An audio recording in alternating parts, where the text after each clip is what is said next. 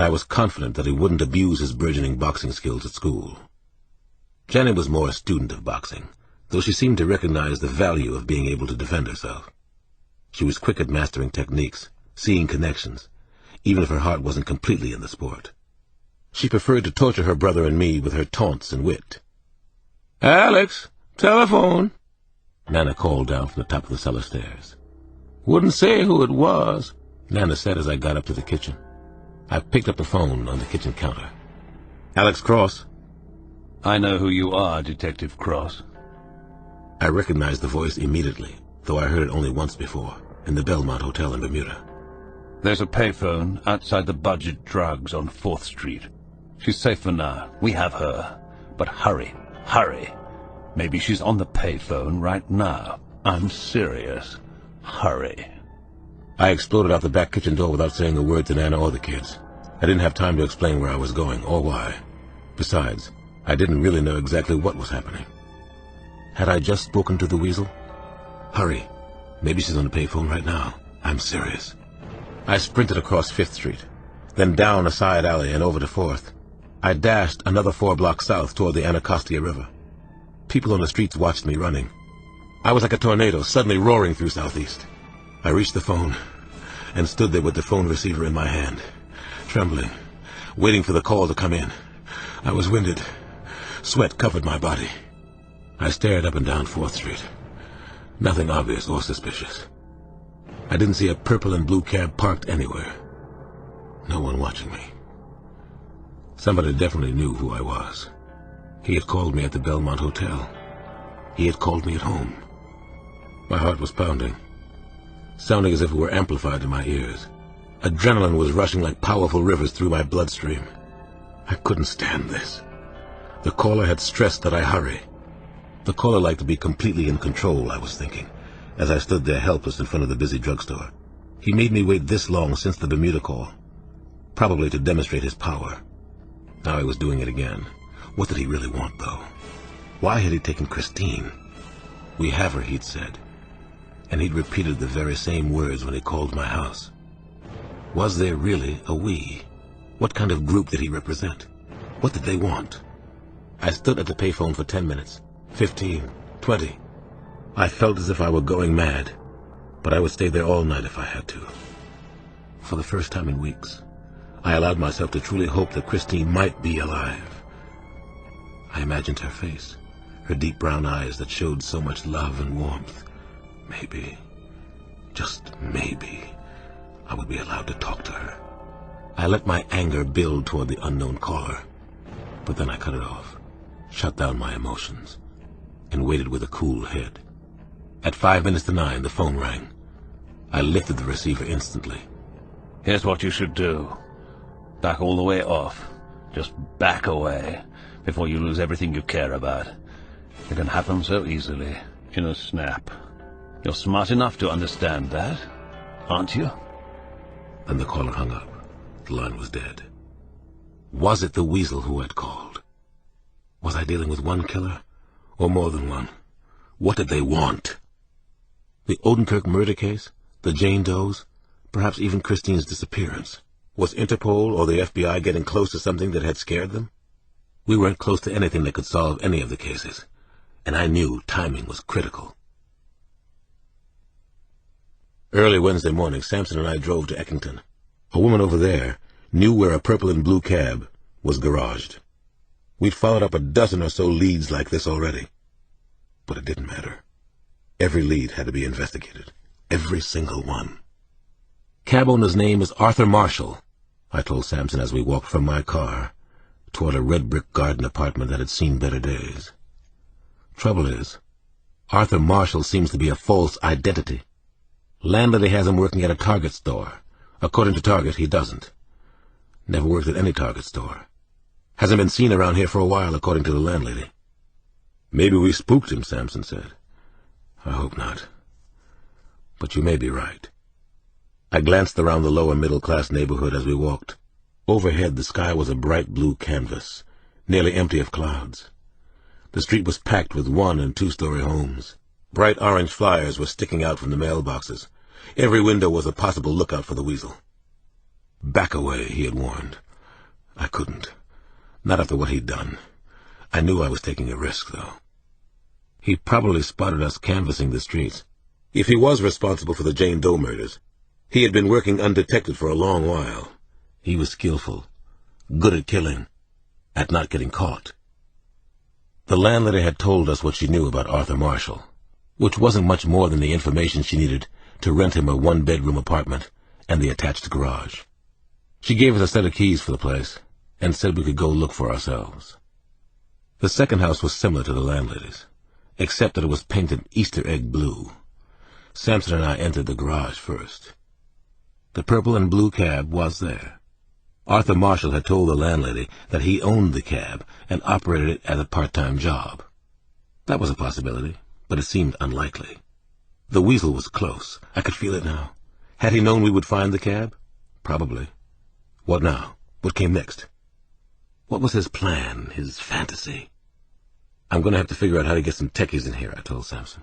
There has to be something in the cab. Or maybe upstairs in the apartment. Hair, fiber, prints. Hopefully no damn body parts, Sampson said, and grimaced.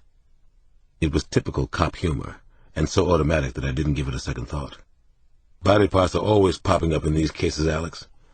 I don't want to see it.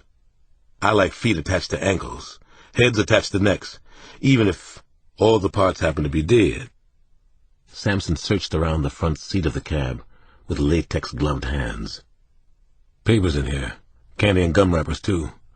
Why not call in a favor from Kyle Craig? Get the FBI boys over here. Actually, I talked to Kyle last night, I said.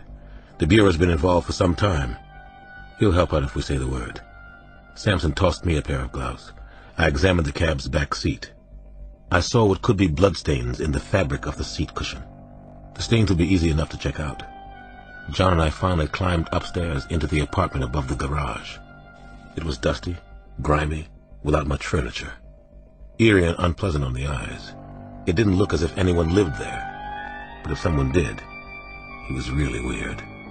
The landlady had said as much. The kitchen was mostly empty. An expensive juicer was the only personal indulgence. Not a low-end model, expensive. I took out my handkerchief and opened the refrigerator. There was nothing in it but bottled water and some aging fruit. The fruit was rotting, and I hated to think of what else we might find here in the apartment.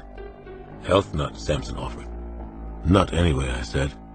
There's a sense of animal fear in here. He gets very tense, excited when he comes to this place. Yeah, Sampson said. I know the feeling. We entered the bedroom, which was furnished with only a small cot, a couple of stuffed chairs, nothing else. The sense of fear was here, too. I opened the closet door, and what I saw stopped me dead.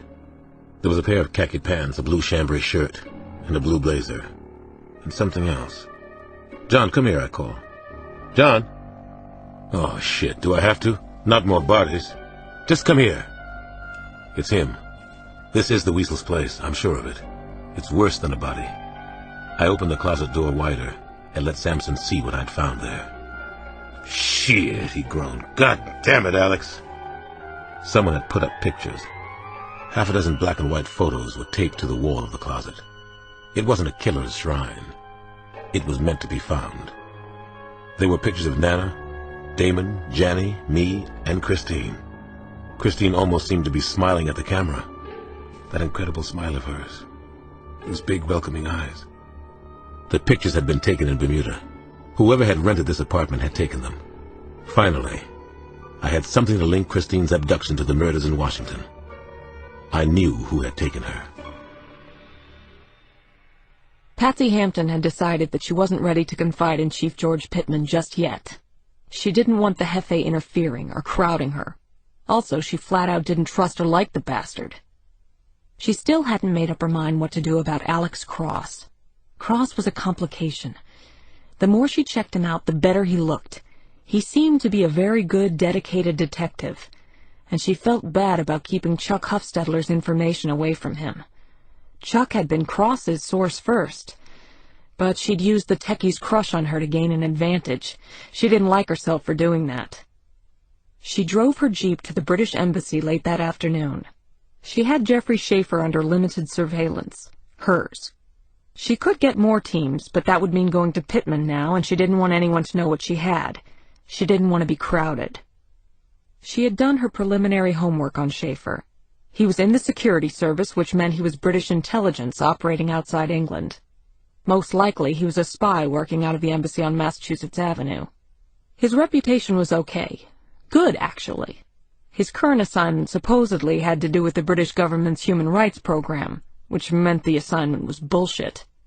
He lived in Kalorama, a high-rent district, one he couldn't afford on his salary. So, who the hell was this Schaefer chap? Hampton sat parked in her vehicle outside the embassy on California Street. She smoked a Marlboro Light and started to think things through. She really ought to talk to Cross about where he was with his investigation. Did he know anything that could help? Maybe he was on to Schaefer, too. It was almost criminal for her not to contact Cross and share what she'd gotten from Chuck E. Cheese.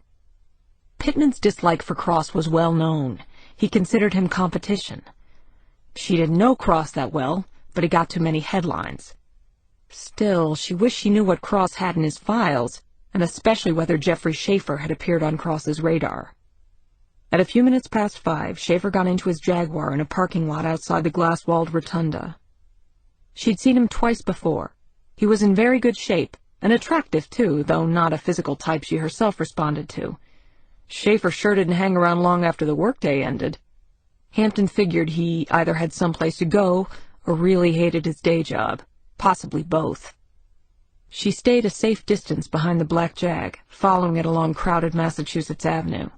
Schaefer didn't seem to be heading home, and he wasn't going to Southeast either. Where are we going tonight, she wondered as she tailed him. And what does it have to do with the Four Horsemen? What game are you really playing? What are your fantasies? Are you a bad man, a murderer, Jeffrey? You don't look like it, Blondie. Such a nice, spiffy car for a scumbag killer. After work, Jeffrey Schaefer joined the clogged artery of rush-hour traffic, inching along Massachusetts. Turning out of the embassy, he had spotted the black Jeep behind him. The tail was still there as he drove down Massachusetts Avenue. Who's in the Jeep? One of the other players? D.C. Police? Detective Alex Cross? They found the garage in Eckington. Now they've found me. It has to be the bloody police. He watched the black Jeep as it trailed 4 cars behind him. There was only one person inside, and it looked like a woman. Could it possibly be Lucy? Had she discovered the truth about him? God, had she finally figured out who and what he was? He picked up his mobile phone and made a call home. Lucy picked up after a couple of rings. "Darling, I'm coming home. After all, there's a bit of a lull at the office. We can order in or something, unless you and the children already have plans." She blathered on in her usual maddening way. She and the twins had been going to catch a movie, Ants, but they'd rather stay home with him. They could order from Pizza Hut. It would be fun for a change. "Yes, what fun," Schaefer said, and cringed at the thought. Pizza Hut served indigestible cardboard drenched with very bad tomato soup. He hung up, then took a couple of Vicodin and a Xanax. He thought he could feel cracks slowly opening up in his skull. He made a dangerous U-turn on Massachusetts Avenue and headed towards home. He passed the Jeep going in the opposite direction and was tempted to wave. A woman driver. Now, who was she? The pizza got to the house at around 7, and Schaefer opened an expensive bottle of Cabernet. He washed down another Xanax with the wine in the downstairs bathroom. Felt a little confused, fuzzy around the edges. That was all right, he supposed. Jesus Christ! He couldn't stand being with his family, though. He felt as if he were going to crawl out of his skin. He rolled 3 dice in his hand as he sipped his wine, played the game at the dinner table. If the number 17 came up, he would murder them all tonight. He swore he would do it. First the twins, then Robert, and then Lucy. She kept prattling on and on about her day. He smiled blithely as she told him about her shopping trip to Bloomingdale's and Bath and Body Works and Bruno Cipriani at the mall. "Come 17, he finally said aloud. "What, darling?" Lucy suddenly asked. "Did you just say something?"